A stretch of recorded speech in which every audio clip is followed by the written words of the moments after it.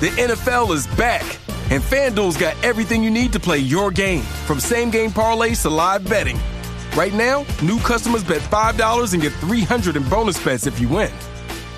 21 plus in present and select states. 18 plus in Kentucky and Wyoming. Must be first online real money wager. $5 deposit required. Bonus issued as non-withdrawable bonus bets that expire 7 days after receipt. Restrictions apply. See full terms at FanDuel.com/sportsbook. Gambling problem? Call 1-800-GAMBLER. You just realized your business needed to hire someone yesterday. How can you find amazing candidates fast?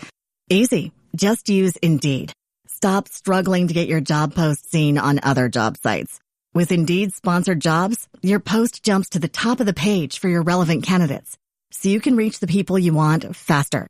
According to Indeed data, sponsored jobs posted directly on Indeed have 45% more applications than non-sponsored jobs. Don't wait any longer. Speed up your hiring right now with Indeed. And listeners of this show will get a $75 sponsored job credit to get your jobs more visibility at Indeed.com/kidsandfamily. Just go to Indeed.com/kidsandfamily right now and support our show by saying you heard about Indeed on this podcast. Terms and conditions apply. Hiring? Indeed is all you need.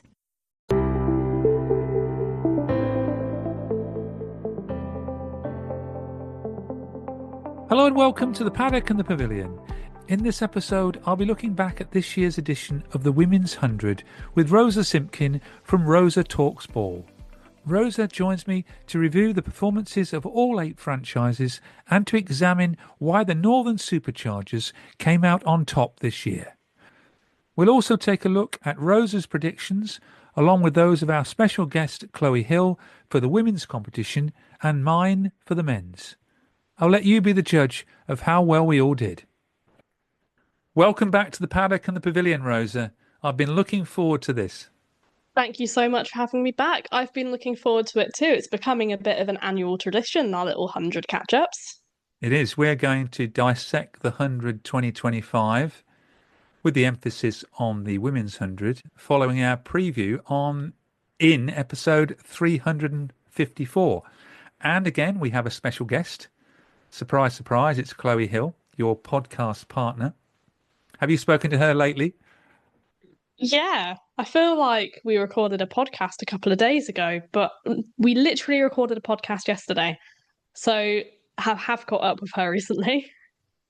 Well, hopefully she's not told you everything you're going to hear shortly about her thoughts on the 100 and when we go over her predictions. No, she hasn't this time because she did last time. So I've made sure she didn't do ahead of this one. I do have to sing her praises because I noticed when I put out the previous podcast, episode 354, that although I wish you good luck with your prediction of the Northern Superchargers, I'd forgotten to say that Chloe also predicted the Northern Superchargers would win the women's competition. So, telling off for Stephen there. And I'm not going to give too much away, but yes. Yes to that prediction. To start with, though, I'd just like to get your brief overall thoughts on the 100 2025. I mean, when I think about the 100, I think of crisps, a lot of colour, a lot of noise, but also some very good cricket. You know it's the 100 when it comes round. And I think for me, probably the highlight was once again the crowds this summer. I believe that we surpassed a total of 1.5 million people attending women's games at the 100. I saw many records broken attendance-wise, and it just feels like the buzz around women's cricket keeps getting bigger and bigger. Yes, there was records set at quite a few grounds as well, weren't there?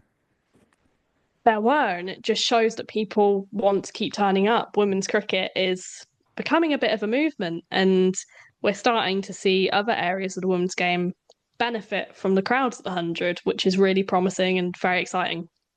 Plus the fact in the 2025 100, both you and Chloe predicted the winning team. And in episode 354, I played it again to myself today, and you were super excited about the Northern Superchargers. Oh, the Northern Superchargers. It's been, what a summer for them. there was just something about their squad and the combination of that overseas excellence in those Aussies combined with those kind of experienced domestic players in your Kate Crosses, and then you've got that young talent as well. It was just a match made in heaven. Yes, and we're going to talk a bit more in detail about the Northern Superchargers and all the other teams. But to start with, I wanted to hear from our guest, Chloe Hill, Northamptonshire player, about her thoughts on this year's 100. Chloe, what are your overall thoughts on this year's 100? Yeah, good. Enjoyed it. Probably a little bit disappointed that there wasn't a few more high-scoring matches, but we certainly saw that in the eliminator and semi-final. But all in all, I think the 100's so good for the women's game, and yeah, fantastic to see. I think the men's 100 was probably disappointing. Quite a lot of low-scoring matches, but hearing from players and things like that, I think probably reflects on maybe the wickets and the dry summer we've had as well this year. But all in all, yeah, I love watching the 100, and yeah, it's finished so quickly. Yeah, a lot of talk about the wickets being slow and so dry, which meant hadn't any rain, did we? So. Yeah, I know. The groundsmen are going to have to keep watering those outfields and wickets and trying to soak them up a little bit. And the groundsmen, credit to them, they don't get a lot of chance to do much work on the grounds because it's Tuesday, probably another game on the Thursday, and you haven't got a chance to water and really do a lot of work in between games. Oh, yeah, they do so much work. I know that especially on a game day, they're the first people at the ground to the last people leaving the ground as well. So, yeah, I mean, all the hard work they do, and I know all cricketers are appreciative of groundsmen and groundswomen. And do you think that the standard in the women's tournament keeps improving? Yeah, I'd say so. I think it's certainly key with the overseas players and the overseas signings that each team gets to make each team strong. But yeah, the women's side in the 100 is always at the top level, and it's the top level in the English domestic game over here. So it's where the standard needs to be at the top, and yeah, I think we certainly see that each year. Before we talk generally about your predictions, I've got to congratulate you first on selecting the winners of the women's tournament, the Northern Superchargers. What do you think was the key to their success? Yeah, I think bringing it back to probably the overseas signings they had. They had some exceptional overseas talent, and I think I heard it that all in all that their first starting 11 of the 100 was the same 11 that finished the 100 for them last year. So they've got so much continuity. All the players know each other's roles. I know they're all away playing their domestic game, but they walk straight back into that side knowing what their roles are. And yeah, I think such a good balance of youth and experience and good overseas certainly made them the champions this year. So even though the Brave won 8 out of 8, you were still confident the Northern Superchargers would win the final? Yeah, 100%. I think Daggers hit the nail on the head the other day. He was like, if you win 8 out of 8 in the group stages, you're due a loss. And that is so true. To be so successful, if they were going to win 9 from 9, they would have had to be completely on it and scored a ridiculous amount of runs that day. And but when you come up against such a strong side like Northern Superchargers, who have had to learn, I guess, to win in tough situations and not sort of had it handed to them on a plate, yeah, I was still backing Northern Superchargers on the day to walk away as the winners. Rosa, were you impressed there with the 2 tiers deep plug there? I was nodding along to that cheeky little plug from Chloe there. She's getting the hang of this podcasting thing. She sounded pleased though that she picked the winners of the tournament. You should have seen our WhatsApp messages to each other when Superchargers won. We were both very, very excited that we'd actually got it right. But to be fair, not to, blow my own trumpet or anything, but I'm got all of my predictions right so far for the professional women's season, so I'm on a high. Were you always confident they were going to beat the undefeated Southern Brave in the final? I think in franchise cricket, a team always has to lose a game of cricket. You very rarely. I mean, Southern Brave women were the first team in the men's or women's tournament to make it to the final with winning all of their games. And there's a reason for that. I think sometimes a loss can kick you into gear a bit and it can kind of knock that slight arrogance you have from that win streak. And when it comes to the pressure of a final and you're suddenly in a losing position, you're playing against a team who, are used to that, if you get where I'm coming from. And do you think in the final 115 was never going to be enough? I mean, don't get me wrong, we've had some low scoring thrillers in 100 finals. But when you're playing against a team who are high as a kite off the back of their eliminator win the day before, they're probably going to have some runs in them. And you need to have a total where you have a little bit more to bowl at. I think you're right, because the previous year's final, the London Spirit and the Welsh Fire, was pretty low scoring. And it probably also says something about the wickets at that stage in the tournament, that you tend to have lower scoring games. And I think that's to be expected. As you said to Chloe, the ground staff are under increasing pressure with the amount of cricket that's getting played. And there's only so much that these grass wickets can take, especially at Lords, where I'm pretty sure they don't have hybrid pitches. But yeah, it's an interesting one. But what do you think then were the keys to the Northern Superchargers' success during the tournament? Three things: overseas players, Davina Perrin, and the leadership of Holly Armitage. I think Holly is very underrated as a captain, especially at a franchise level. And she's one who you definitely want leading a team in the franchise comp, in my opinion. They also had a new coach in Lisa Kitely, and also replaced Georgia Wareham with Nicola Carey, another Australian. It was quite nice to see Lisa back, because the last time we saw her here was when she was head coach of England Women. And obviously that didn't end on the best note. But I think she's a phenomenal coach and she's proven that this comp. And we know the relentless nature of the Aussies. I think the fact that Nick Carey can't pick up a franchise gig first time shows the quality of those Aussie players, because she is one who steps up whenever she does get that call up. You didn't mention, I've got to get it in again, the MVP of the 2024 tournament, Annabelle Sutherland. For those who can't see, I'm currently giving Stephen a bit of a death stare. Yeah, she had another phenomenal tournament. And I guess you'll have to wait and see whether she's made my team this year, won't you? Yes, for listeners, Annabelle Sutherland was the MVP in last year's tournament, but wasn't included in Rosa's team of the tournament. So we'll find out shortly whether she's managed to scrape in the 2025 version. As we said off air, what words, adjectives would describe the Northern Superchargers? I don't even know if they're all they're words. Resilient, historic, and champions. Let's move on then to the Southern Brave. As we know, they won all eight of their matches. And you were in episode 354. You were worried about them. I was, yeah. I think my biggest concern from their point of view, well, there were two things. First of all, they didn't have a very strong bench. Spoiler alert to those who aren't aware, they kept the same 11 throughout the tournament, so that did not matter.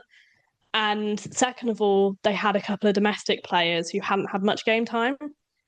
Spoiler alert, Tilly Courtine-Coleman clearly doesn't need game time to consistently bring you wickets. And I think they probably overperformed. But they're a good bunch of players and they have a couple of players in that squad to thank for that. Yeah, Lauren Bell topped the wicket tallies with 19 wickets. They also had 4 of the top 10 wicket-taking bowlers.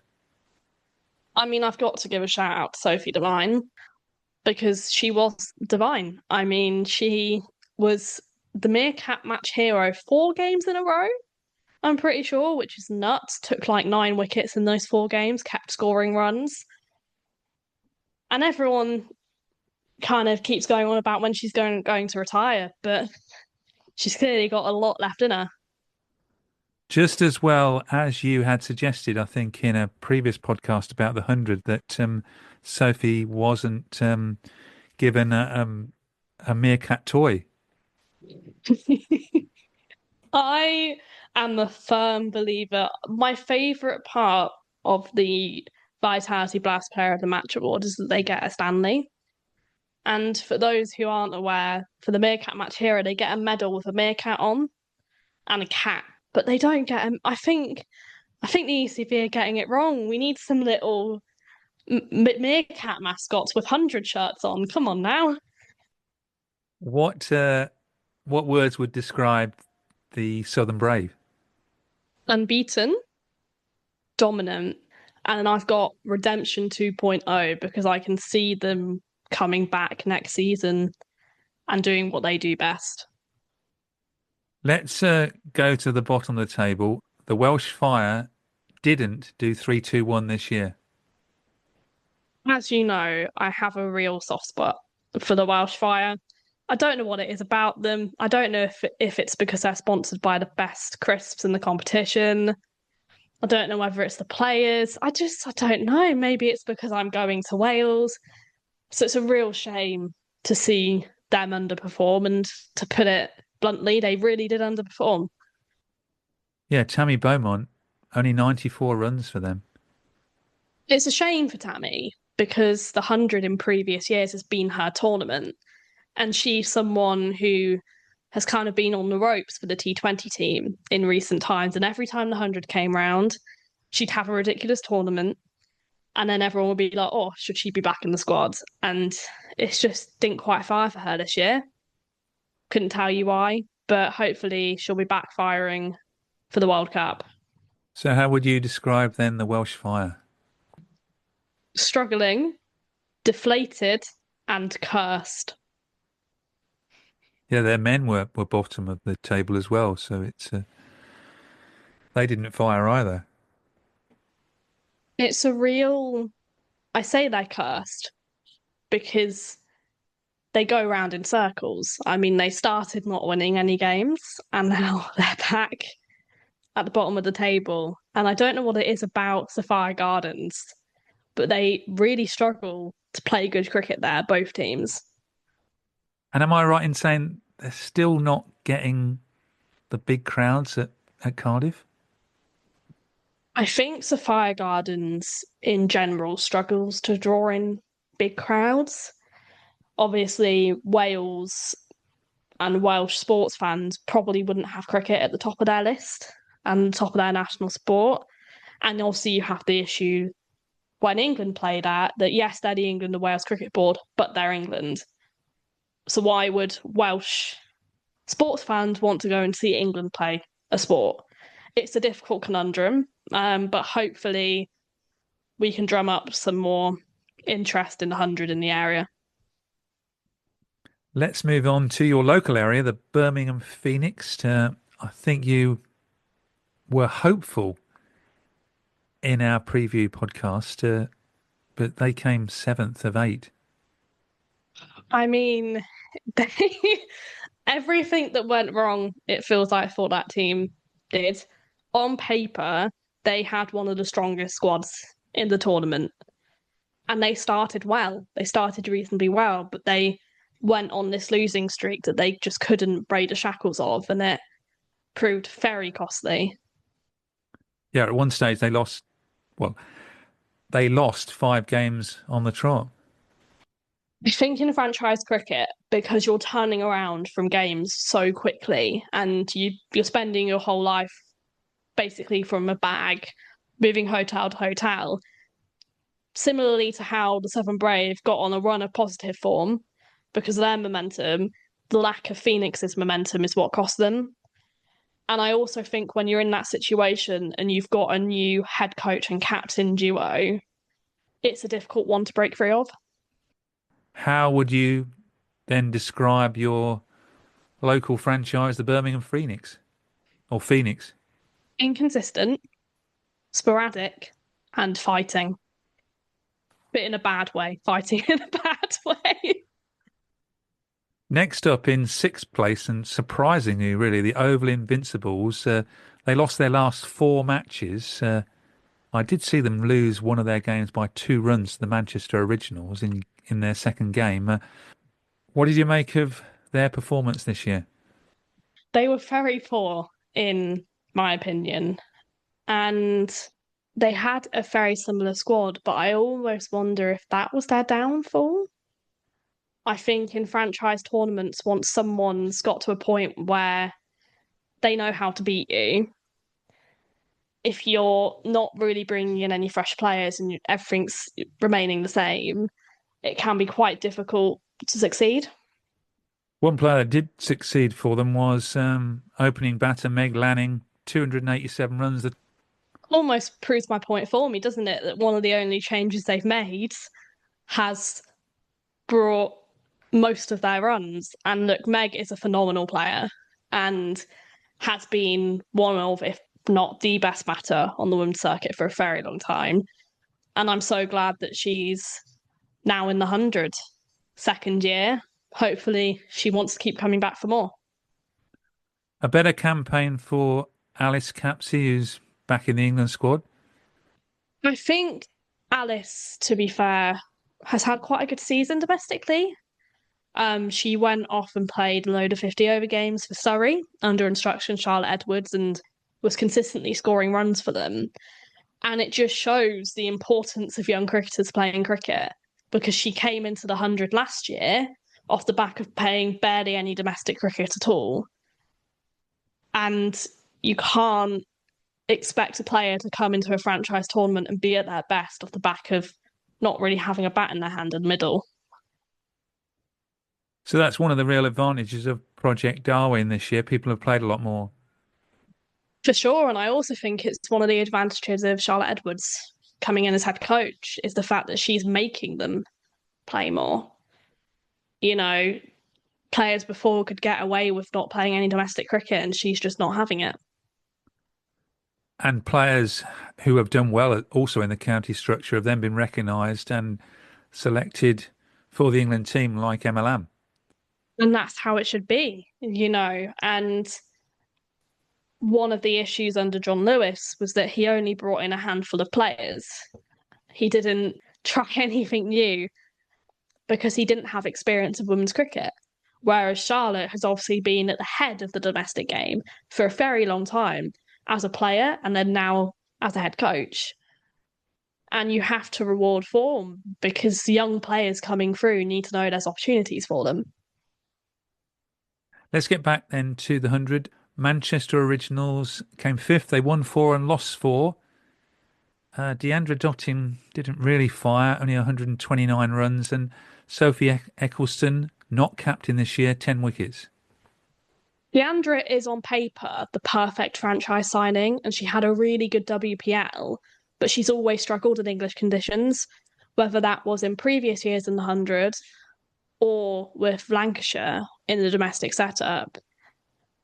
And I think regarding Sophie, it proves that maybe she's not that captain. So there's certain players who you want to be... I mean, Sophie Eccleston is going to be your best bowler. You want your best bowler focused on taking wickets, and now she's had the opportunity to focus on that. She's definitely ticked that box. I think we missed, or I missed, the words to describe the Oval Invincibles.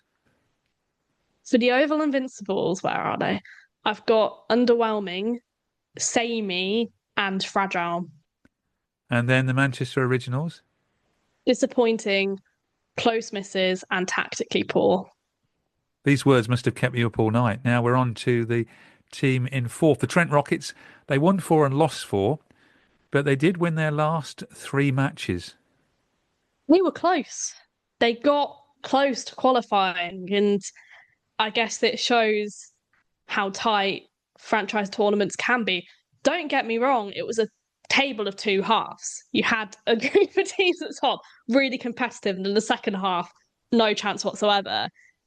But I'd say they had a more positive season as a whole than previous years. Nat Sciver-Brunt, ever consistent, 256 runs. I mean, I don't use the words legend and goat lightly, but Natsa Brunt is both of those things, and she has this almost frustrating ability to make any game of cricket she plays in look easy. And she was crucial for the Trent Rockets' hopes. Obviously, just missed out this time around. So how would you describe the Trent Rockets? Competitive, solid, and unlucky. Now, the team who stopped them from making the eliminator were the London Spirit, last year's winners. They started with a spectacular win in the opening game against the Oval Invincibles at Lord's.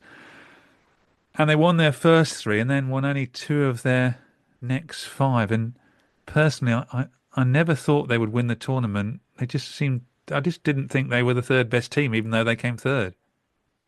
I completely agree with you. I mean, I think they probably had one of the weakest squads in the tournament.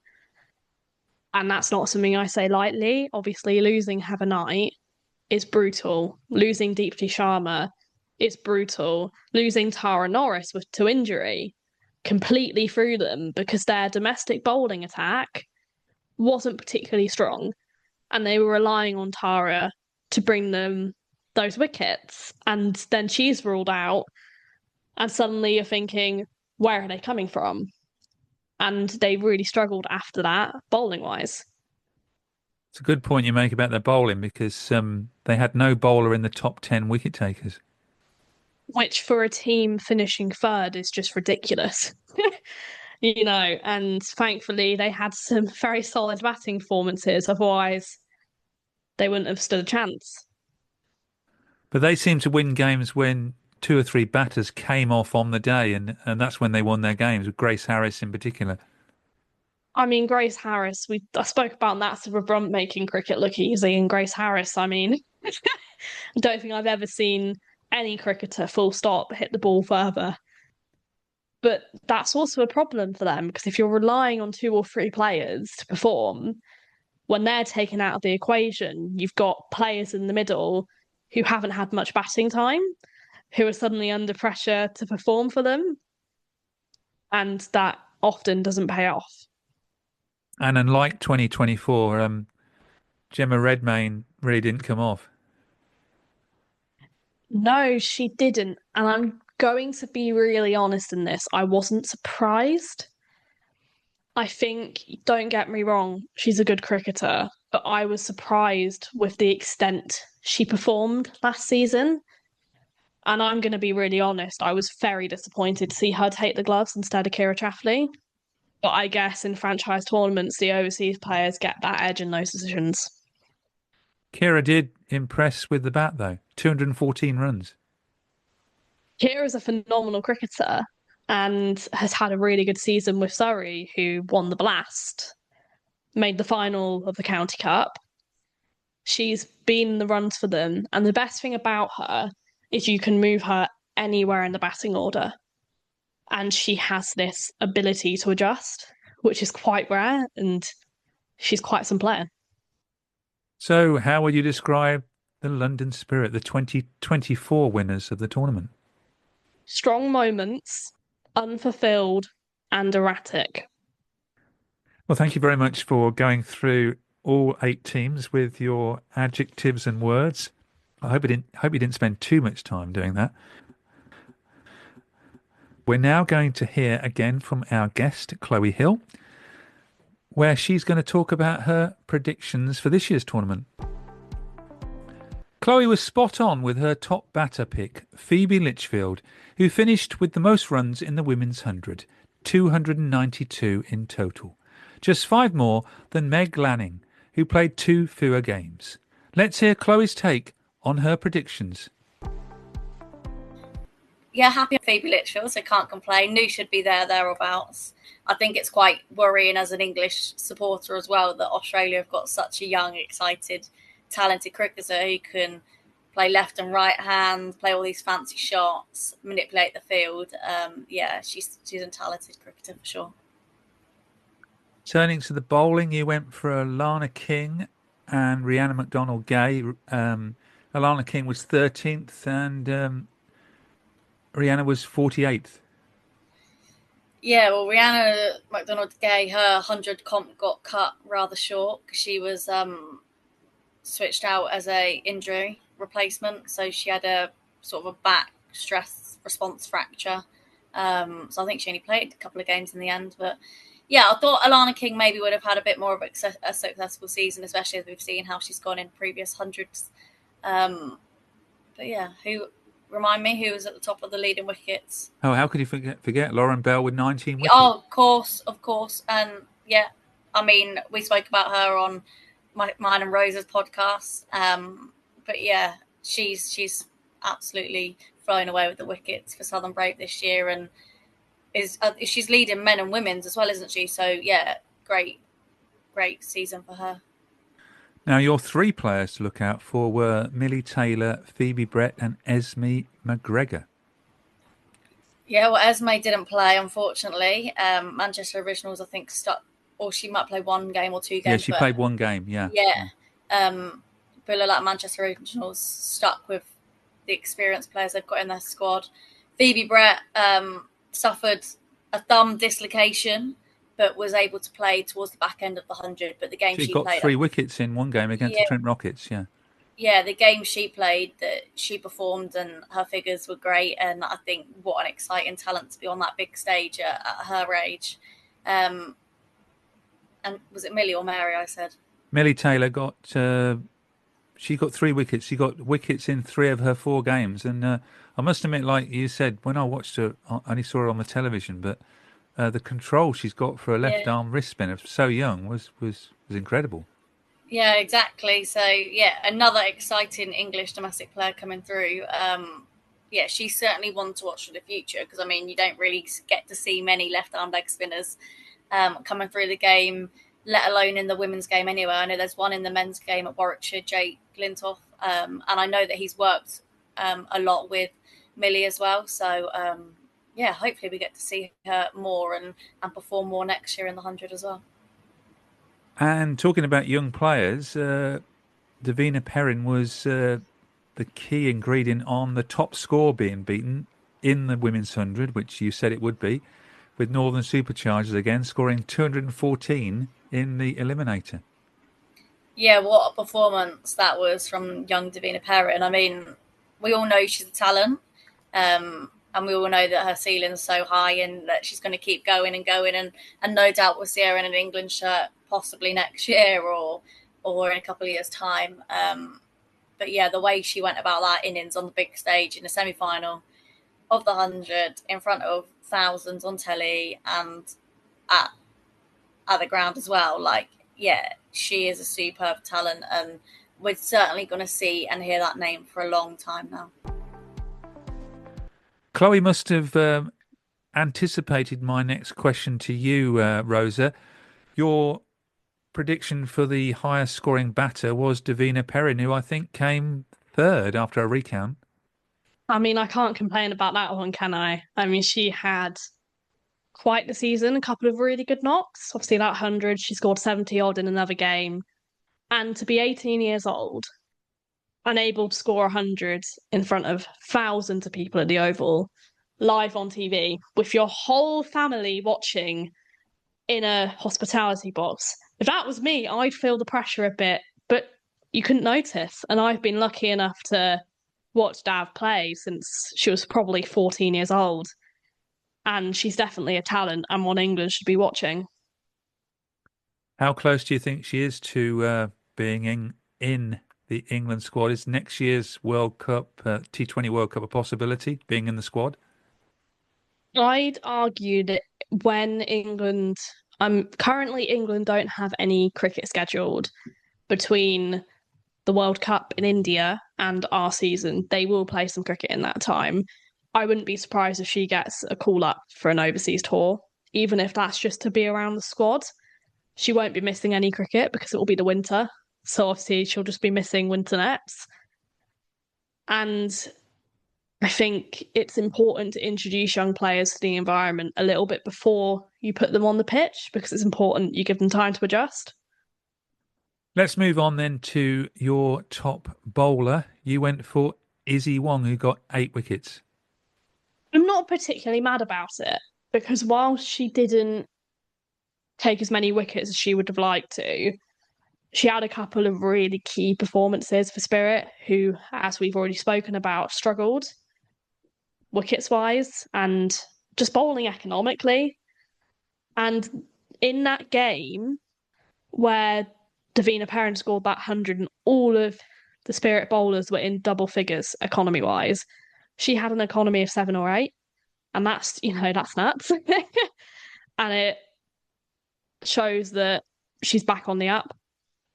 That can only be good for English cricket, though, if Izzy Wong is back on the up, as you say. There's no one in English cricket like Izzy Wong. Her energy, just the way she carries herself, and she had a bit of a knock, not off her own back, from from mismanagement.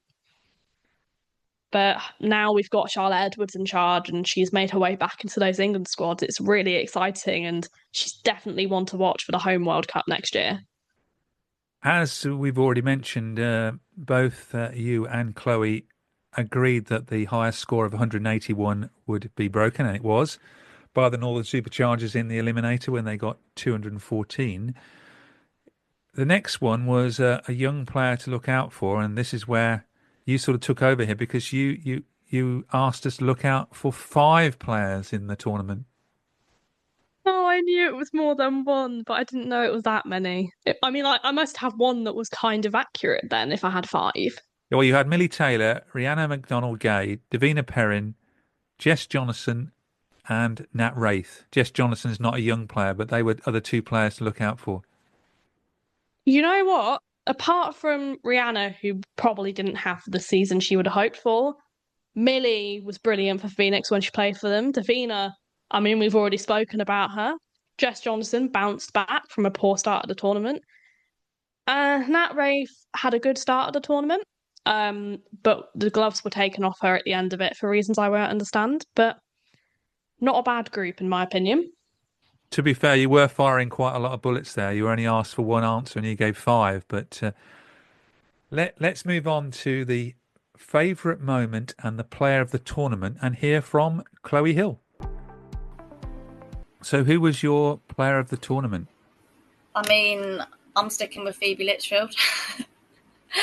I know, well, actually I can flip and have my 2 rules that I've had of every other prediction. Obviously, Lauren Bell being an England bowler and a superstar in our domestic game and international game, and just to see how she went about her bowling in terms of all the changes that she's made over the years and the control she's had. And I think that competition just highlighted all the hard work that she's put in.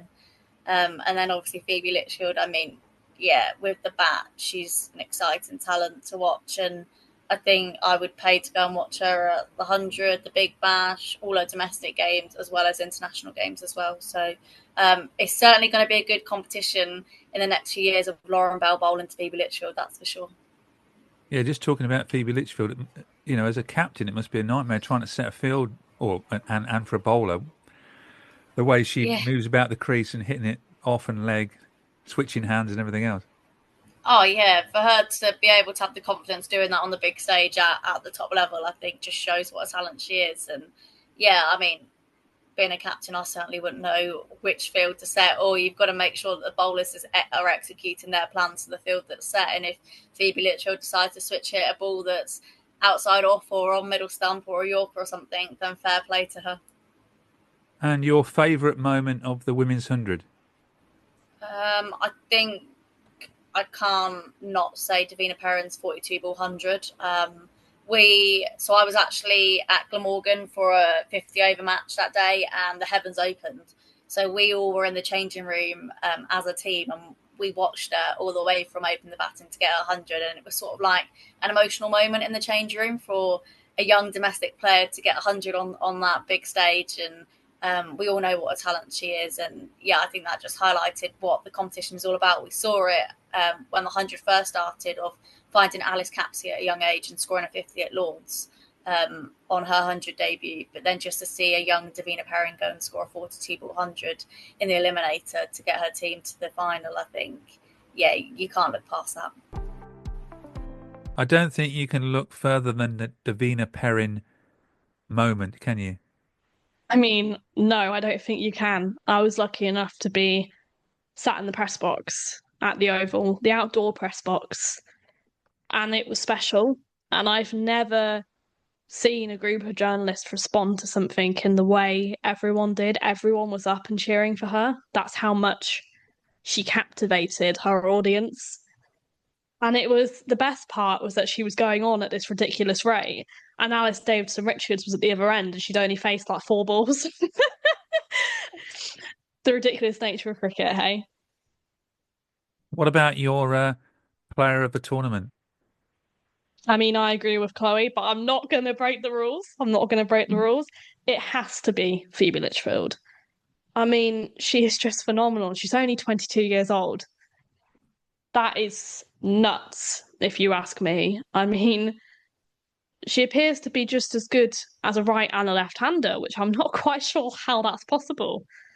But yeah, she is something else. She had quite the tournament.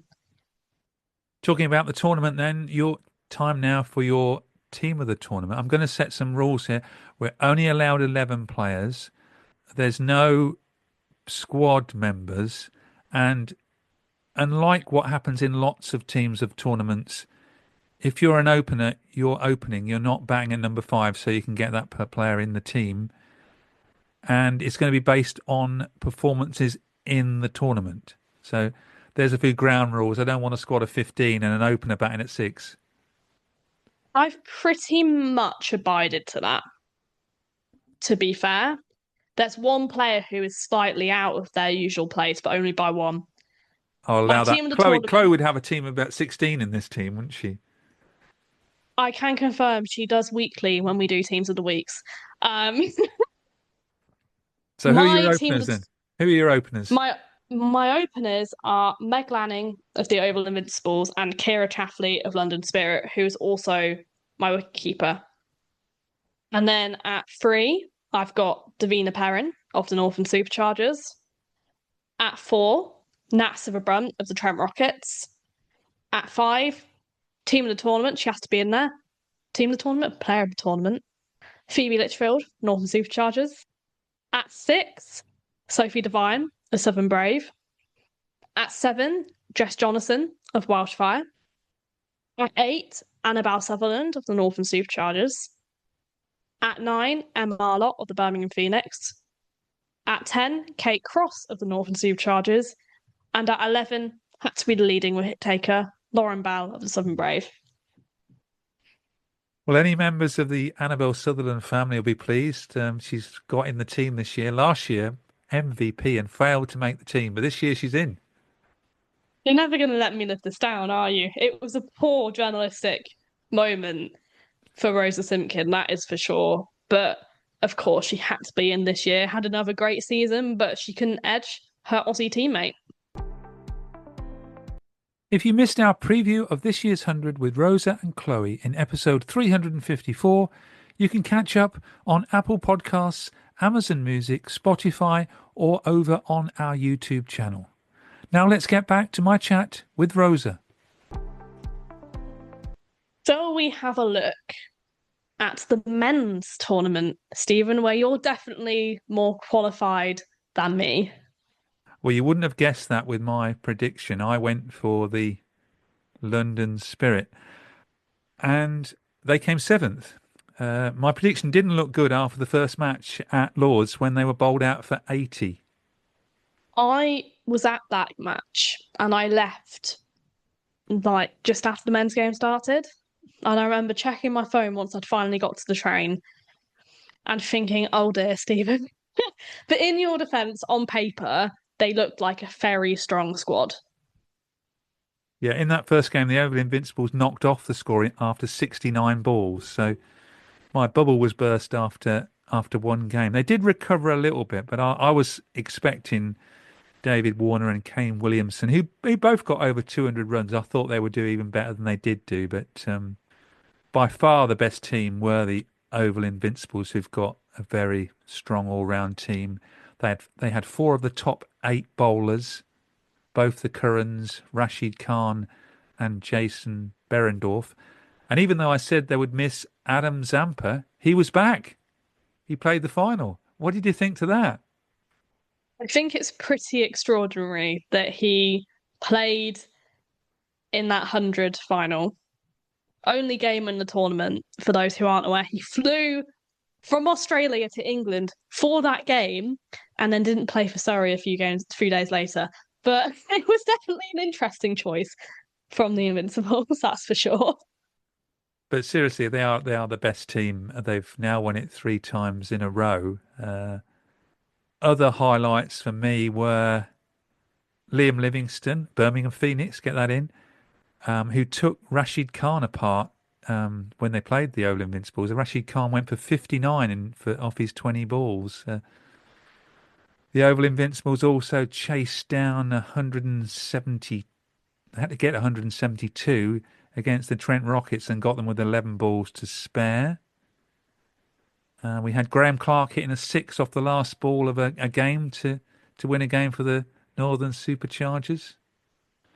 The other thing, there was no... I've forgotten this, but we had no problems with the ball this year.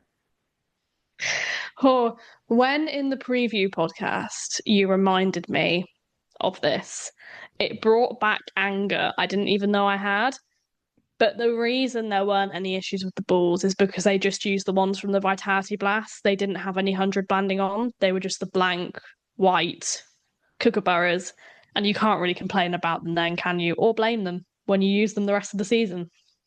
So there was no big H's on the balls this year then? No, there were no big H's on the balls. There were for the photo shoots, which is arguably the only time you need them. Because no one's going to be able to see a little logo on a cricket ball going at 90 miles per hour. Another highlight was the Oval Invincibles. Again, they scored 226 against the Welsh Fire, with Jordan Cox scoring 86 off 29 balls. But generally, in the men's competition, there was only really 3 teams, which were the Oval Invincibles, the Northern Superchargers, and the Trent Rockets. Because if the Welsh Fire had won their last match, and they only lost by 4 runs to the Southern Brave, there would have been 5 teams on 3 wins, and someone would have come fourth, winning 3 out of 8. I mean, as far as competitive tournaments go, it probably wasn't ideal. And I'd say that quite a few of the games weren't particularly competitive either. You had the excitement of those high-scoring thrillers, and there were a couple of very tight games, but on the other end of that, as you say, it probably could have been a little bit more competitive. Let's look ahead then to the 100 2026. And to start with, we're going to hear again from Chloe Hill about the future of the 100. There is a lot of talk about the future of the 100. New investors coming in. Well, they're coming in already now. What are your thoughts on the future of the 100 and in particular the women's 100? Yeah, I mean, all the chat and the speculation of is it going to be the 100 or is it going to be a T20 competition? And I think the key one for me is hearing that is the women's match just going to be standalone or are they going to be double headers? And I think the key takeaway for me is that they need to continue to be double headers and why not keep it as the 100? We've already got a T20 Blast. We've already got there's already an IPL. There's already the Big Bash, but there's only 100 competition, and it seems to attract the overseas players, and it's obviously attracted the new buyers as well to the franchise competition as well. So, I mean, I certainly wanted to see it kept as the 100, and I certainly want the double header matches to continue because I think that does wonders for the women's game, and I think also it's helped the fans and the growth of the game probably in the last few years as well. People aren't just turning up now just to watch the men's game; they're turning up from the start to watch the women's and the men's matches. Yeah, I agree, and I think people have got used to having a day out at the cricket. You can argue there's 16 over games as such, but people are seeing 2 matches rather than turning up for the one match, especially if people have got to travel a long way. Exactly, yeah, 100%. And just to have it as like this big family fun day, I think as well, that also brings a different edge to it. I know that the T20 Blasts did double headers this year, and don't get me wrong, like that's fantastic, but it's certainly not getting the crowds and the environment that the 100 double header matches have got. And I think when you've already got something that works, why change it?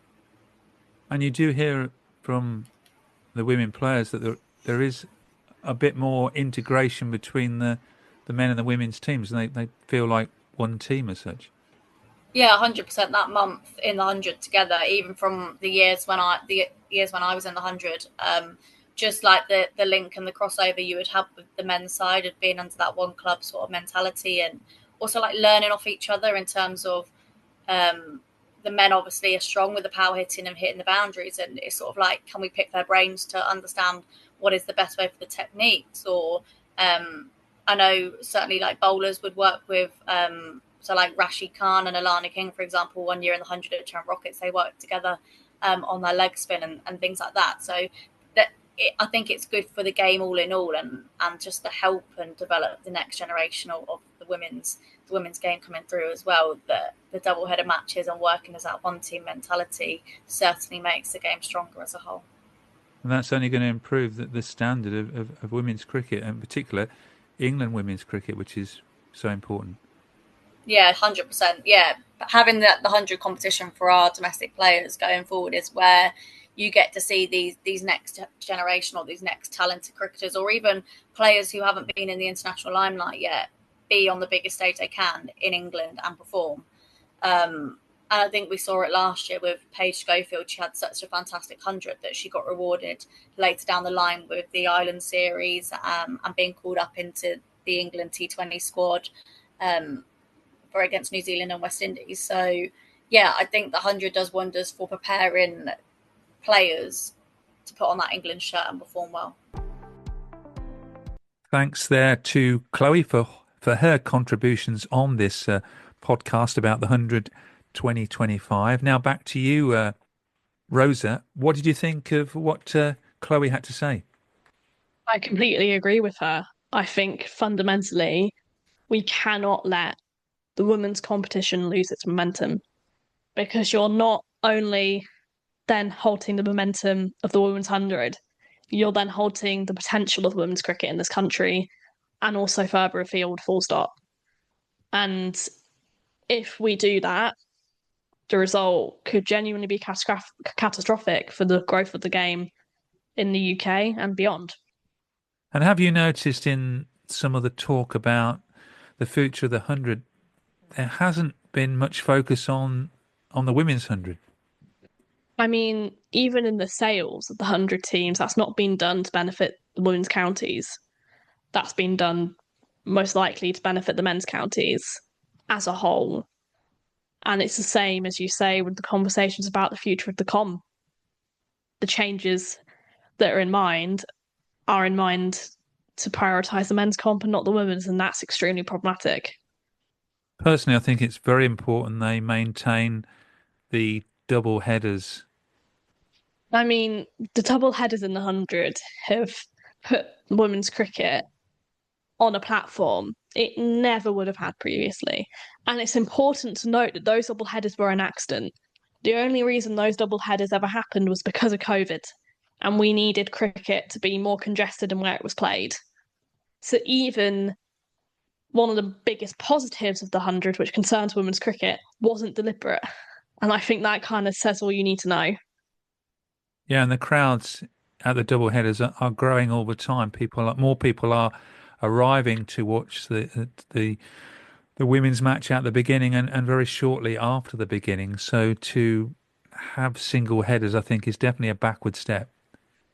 100%. And I think I said earlier that over 1.5 million people have now attended the women's 100.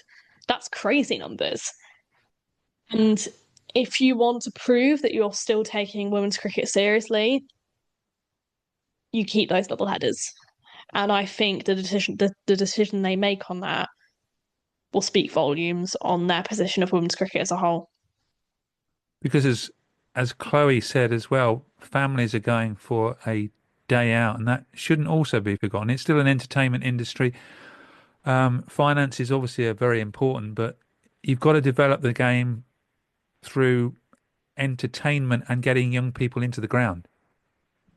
100%. And I'd say the Blast in some ways is founded on those values for the young fans as well. You have the similar kind of engagement zones around the ground, and That's really important because cricket stereotypically is seen as a boring sport, especially for the younger generation. And obviously, we can debate whether that's true or not. And I'm sure you'd agree with me that I don't think it's a boring sport. But in order to engage young people, sometimes we have to go beyond just the cricket and think, oh, how else can we get them interested? And that's something the 100 has done really well. And I'm going to say something that some people will say I'm being quite childlike here, but one of the things I think has been important with the 100 is the distinctive 8 different colours we've got for all the teams. We know instantly who the teams are. When we have some of the team names, which will be changed, and the colours will be changed, we could finish up with 4 greens, 3 blues, and a yellow. I know I'm sounding a bit sort of childish, but I did think it gave identity to the teams. I completely agree with you. And we have it in the Blast now that most of the teams are wearing the same coloured kit. And it was a really nice, unique selling point of the 100 because you have it in all of these franchise tournaments that are dominated by the IPL. The Big Bash League is slightly better in Oz, but as a whole, it's not particularly creative and it's quite crucial from a branding perspective to have teams that stand out. And they won't do that if it changes to what you're saying. And what are your thoughts on massive team member changes? In order to build a fan base, you need to have consistency. It's really hard to follow a team where it's changing every season because one of the biggest part of sport is building a connection with the players. And the 100 as a whole, yeah, there's changes every season. It's a franchise competition. That's how it works. But you always have a core of players that are retained. And that's really important. And young people and old people like me, we've got used to players playing for certain teams. And if you, as it's been rumoured, only keep 3 or 4 of the players, there's going to be dramatic turnover in the 8 teams. 100%. And I also think it's another change that is being created with men's cricket in mind. Women's cricket in this country is not particularly at a point yet where you want to be putting coaches in that position. I mean, even the Northern Superchargers, a large number of their squad are members of the Blaze squad who are based at Nottingham because the former Blaze head coach is based at Superchargers. And he's had that ability to entice those players to come together to form a really solid all-rounded squad. But if you're under pressure to form a squad quickly from scratch in an auction, you're much less likely to have A, a balance of talent, and B, an all-rounded squad, full stop. So would you agree, and I've heard this mentioned somewhere, that if it does become an auction in the women's competition, that the franchises should be able to keep more players than the men's players? 100%. I think, I mean, there's more talent in men's cricket to choose from. You've got 18 first-class counties in comparison to the women's, where next year you'll have 9. That's a big gap, and you're filling 8 teams as well. So already the talent is it's a bit misbalanced because women's cricket is still growing. We're still developing young players. It's all become professional very quickly. So we can't keep rushing women's cricket to grow before it's ready. There's lots more to talk on this subject in the future. Perhaps there might not be so many changes in the first 3 years because we've got the current TV deal, but it will be very interesting to see whether the tournament even changes from a 100 tournament to a T20 tournament. I'm going to be honest, that bothers me less at the end of the day than the other changes. I think, yeah, it'd be silly to have 2 T20 competitions in this country, and the 100 kind of makes it unique from the Blast, men's and women's in that way. But at the end of the day, it's one of the changes I'm least concerned about because we have double headers in T20 cricket and they work. So I think you can still have the same selling point with it as a T20 competition, but then you have more problems from Vitality Blast fans. So it's a really hard balance, but it's not my greatest concern. My final question then to you on this subject: are you confident, hopeful that the ECB will make the right decisions?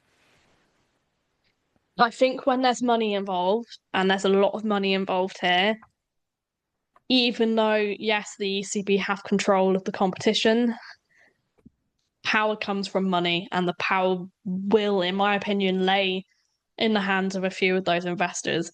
And that is problematic, but I think it's just being realistic. We will just have to wait and see on that one. Thank you again, Rosa, for joining me on this review of the 2025 100, the 5th 100. Congratulate you and Chloe again for selecting the winners of the Women's 100, the Northern Superchargers. Thank you very much. I finally got one right.